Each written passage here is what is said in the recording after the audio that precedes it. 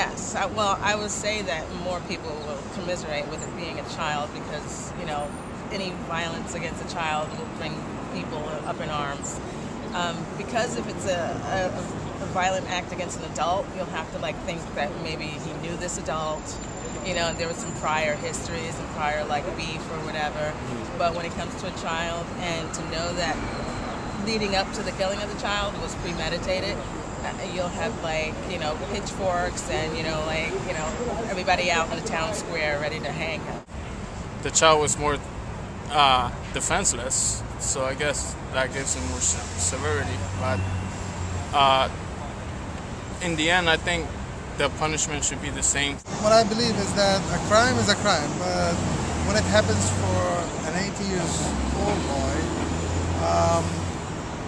you feel that his life is ahead of him, and you don't expect it. I really don't know. I think it's awful to kill anybody, but a child's so innocent. How could you even think about killing someone that hasn't experienced anything, that has no opinion, that doesn't know how the world works, that doesn't really know anything? I think that what happens to them, it hurts other people more than, say, someone who has lived longer, who's had time to be seen as sort of an equivalent of everyone else. They're idealized, and I would say that I would idealize them as well.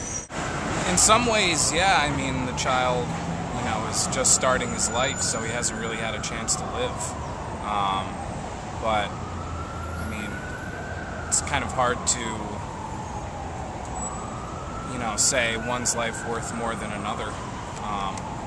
So I'm not one to say that it's, factually worse, but in my opinion, yeah, the younger you are, I think the more depraved it is.